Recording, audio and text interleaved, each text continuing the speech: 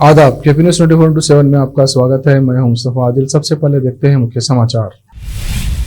कर्नाटक में अजान बनाम हनुमान चालीसा विवाद के बाद राज्य सरकार ने लाउड स्पीकर के इस्तेमाल को लेकर दिशा निर्देश किया जारी। 15 दिन के अंदर लेनी होगी अनुमति। कर्नाटक में 10वीं का रिजल्ट मई के अंत में होगा जारी। लाउड स्पीकर विवाद पर बोले सीएम बोम्मई, सुप्रीम कोर्ट के आदेश को लागू कराएगी सरकार। सपा नेता आजम खान की मुश्किलें बढ़ी, ईडी की टीम जौहर यूनिवर्सिटी में पहुंची। पूर्व केंद्रीय मंत्री पंडित सुखराम का 94 साल की उम्र में निधन, बीते 7 मई से एम्स में थे भर्ती। तूफान आसानी का असर, आंध्र प्रदेश में समुद्र की लहरों में बहते हुए मिला रहस्यमयी सोने का रथ, देखने के लिए जुटी भीड़।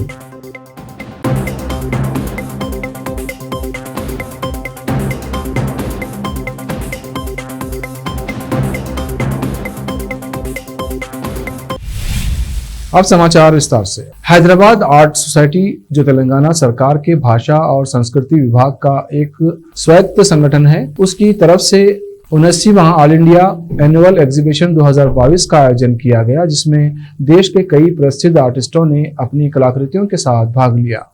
रविवार को हैदराबाद में आयोजित एक भव्य पुरस्कार समारोह में कलबुर्गी के प्रसिद्ध आर्टिस्ट व Indian royal academy art and culture के अध्यक्ष डॉक्टर रहमान पटेल को उनकी painting India under one umbrella के लिए सम्मानित किया गया और उन्हें पुरस्कार प्रदान किया गया। डॉक्टर रहमान पटेल को उनकी उत्कृष्ट कला के लिए 20,000 का नकद पुरस्कार, एक प्रशस्ति पत्र और एक प्रमाण पत्र दिया गया। हैदराबाद आर्ट सोसाइटी के अध्यक्ष NV रमना रेड्डी ने इस कार्यक्रम की अध्यक्षता की। इस कार्यक्रम में पूर्व प्रधानमंत्री स्वर्गीय PV नरसिम्हा राव की बेटी MLC S वाणी देवी मुख्य अतिथि थी। इनके अलावा मामिदी हरिकृष्णा, निर्देशक भाषा और संस्कृति विभाग, और सालारजंग म्यूजियम के निर्देशक डॉक्टर A नागेंद्र रेड्डी विशिष्ट अतिथि थे। इस अवसर पर हैदराबाद आर्ट सोसाइटी के सचिव J वेंकटेश्वरलू भी उपस्थित रहे। पुरस्कार विजेता पेंटिंग में कलाकार डॉक्टर रहमान पटेल ने अलग अलग धर्मों को एक सूत्र में पिरोया है, जो राष्ट्रीय एकता और सांप्रदायिक सद्भाव का संदेश देते हैं। डॉक्टर रहमान पटेल को ये पुरस्कार मिलने पर उनके मित्रों और प्रशंसकों ने उन्हें बधाई दी है। Karnataka secondary school leaving certificate कक्षा 10वीं का परिणाम 2022 मई में घोषित होने की संभावना है। कर्नाटक माध्यमिक शिक्षा परीक्षा बोर्ड के अधिकारी ने बताया कि बोर्ड मई में SSLC 10वीं परीक्षा परिणाम 2022 घोषित करने का प्रयास कर रहा है। मूल्यांकन प्रक्रिया जल्द ही समाप्त होगी।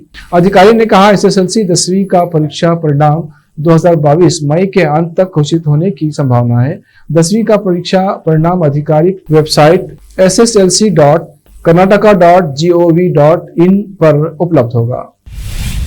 कर्नाटक में अजान बनाम हनुमान चालीसा विवाद के बाद राज्य सरकार ने लाउड स्पीकर के इस्तेमाल को लेकर दिशा निर्देश जारी किए हैं, जिनमें कहा गया है कि जिन लाउड स्पीकरों के लिए संबंधित इजाजत नहीं ली गई है, उन्हें उतारा जाए। राज्य के मुख्य सचिव P रवि की ओर से अतिरिक्त मुख्य सचिव जावेद अख्तर को जारी नोट में कहा गया है कि वन पारिस्थितिकी एवं पर्यावरण विभाग ने भी संबंधित प्राधिकारी को परिभाषित किया है। दरअसल श्रीराम सेना, बजरंग दल और हिंदू जनजागृति समिति जैसे कुछ हिंदू समूहों द्वारा सुबह के समय अजान की तरह भजन कीर्तन आयोजित किए जाने के बाद विवाद खड़ा हो गया था। विवाद बढ़ता देख मुख्यमंत्री बसवराज बोम्मई ने सोमवार को एक बैठक बुलाई, जिसके बाद मुख्य सचिव P रवि कुमार ने जावेद अख्तर को पत्र लिखा। P रवि कुमार ने पत्र में कहा, लाउड स्पीकर या सार्वजनिक संबोधन प्रणाली का इस्तेमाल करने वालों को 15 दिन के अंदर संबंधित प्राधिकारी से अनुमति लेनी होगी। जिनके लिए अनुमति नहीं दी जाएगी,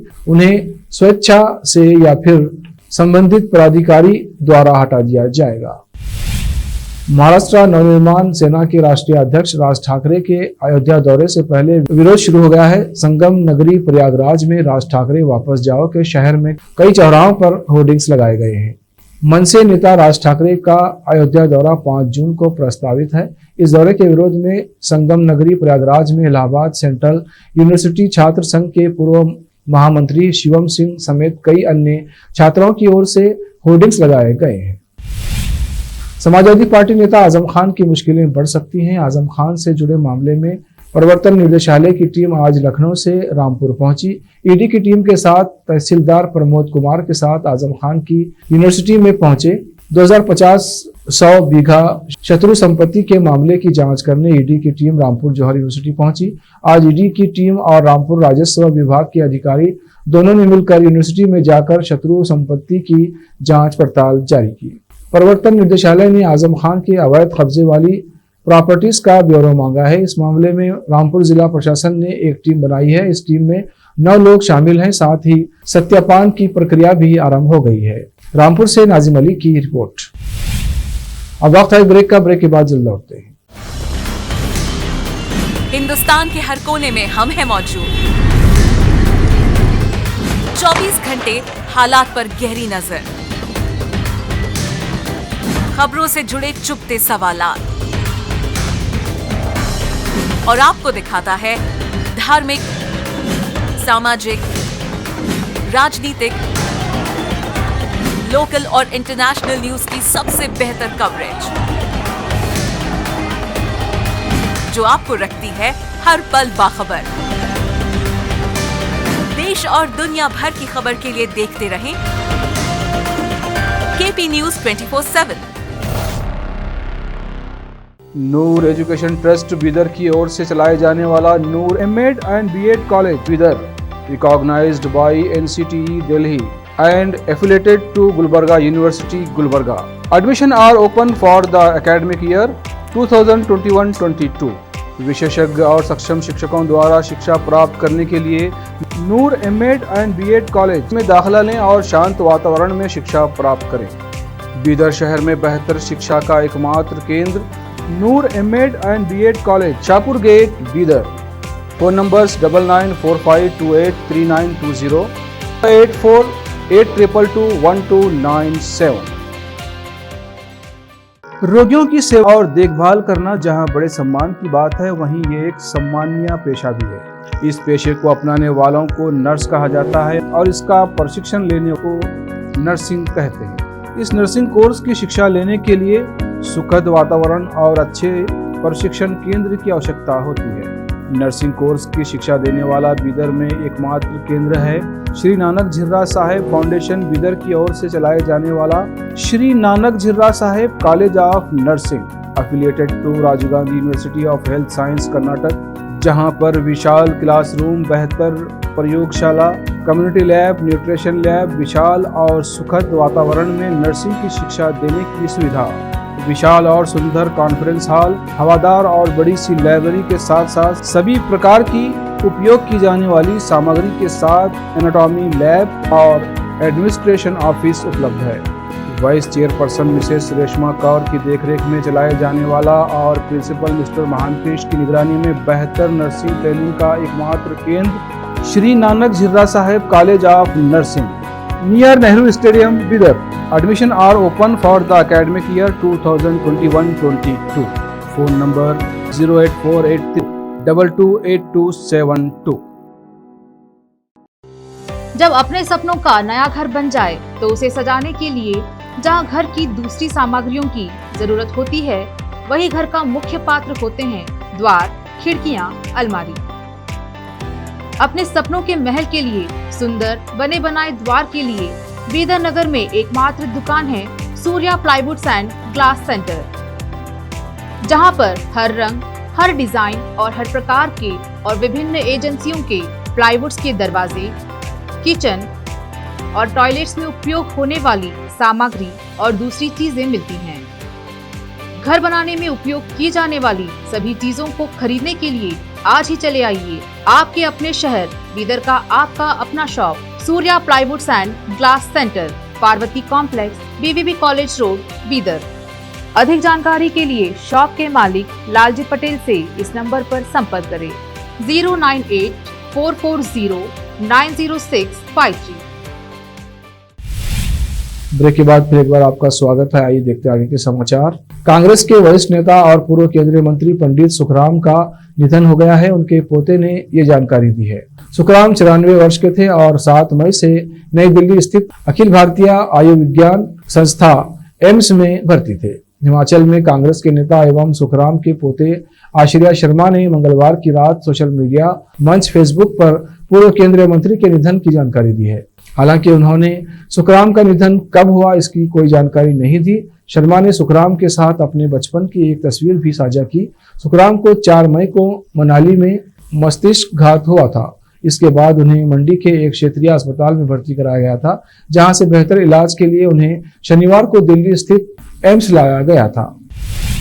आंध्र प्रदेश में आसानी तूफान को लेकर रेड अलर्ट जारी कर दिया गया है। प्रदेश के काकीनाडा में आसानी चक्रवात के कारण तेज हवाएं चल रही हैं। समुद्र में ऊंची लहरें उठ रही हैं। प्रदेश के विभिन्न हिस्सों में सुबह से ही बारिश हो रही है। आईएमडी के अनुसार गंभीर चक्रवात आसानी बुधवार को पहले के मुकाबले थोड़ा कमजोर पड़ा और ये उत्तरी तटीय आंध्र प्रदेश की ओर बढ़ गया है। इस बीच राज्य के श्रीकाकुलम के सुन्नापल्ली सी हार्बर में एक सोने के रंग का रथ पाया गया है। जानकारी के मुताबिक मंगलवार शाम को यहां सोने के रंग की परत चढ़ा एक खूबसूरत रथ समुद्र की लहरों में बहते हुए आ गया। मीडिया से बात करते हुए नौपाड़ा के एएसआई ने कहा कि हो सकता है कि ये किसी दूसरे देश से आया हो। हमने इंटेलिजेंस और उच्च अधिकारियों को सूचित कर दिया है।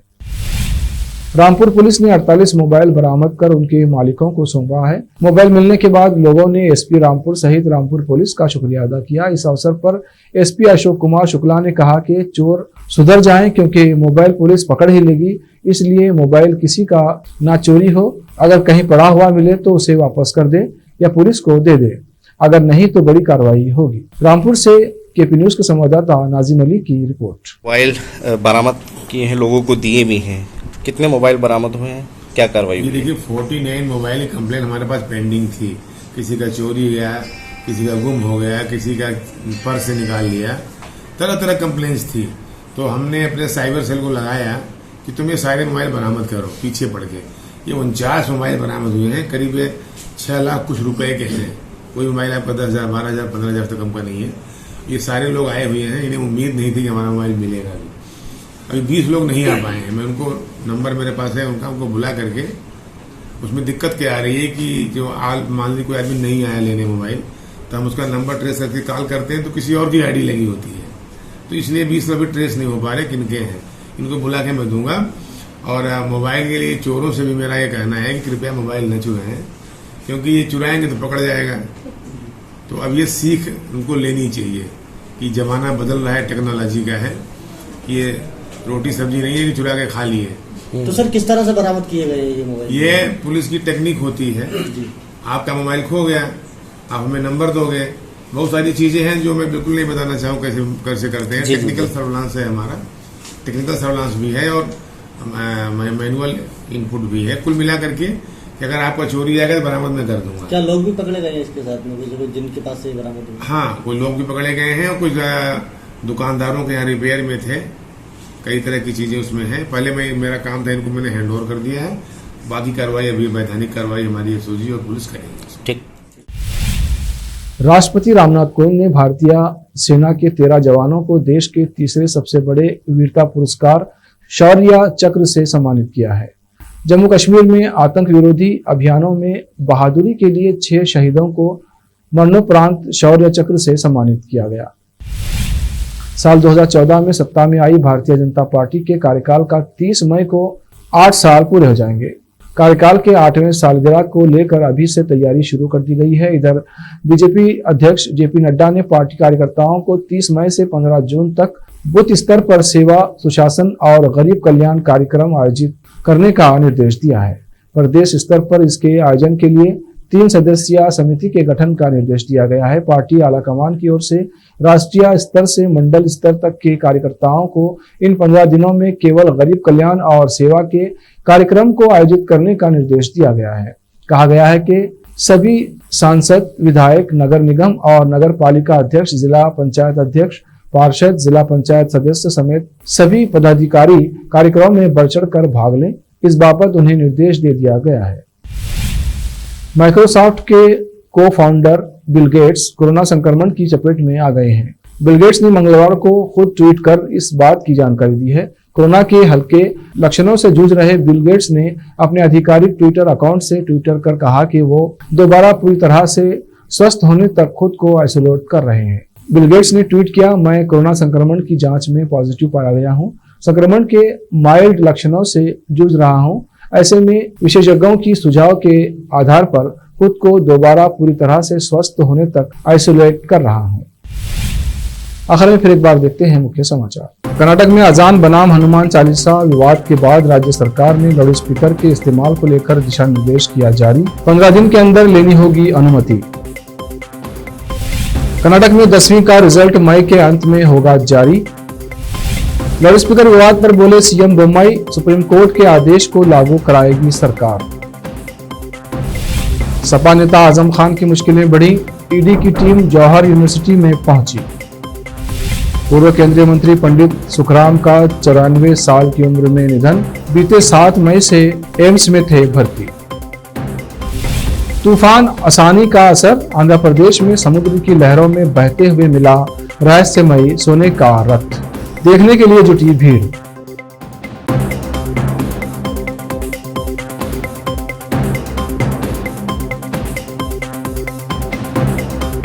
केपी न्यूज में अब तक के लिए इतना ही। देश प्रदेश के समाचारों के लिए देखते रहिए केपी न्यूज 24/7। धन्यवाद।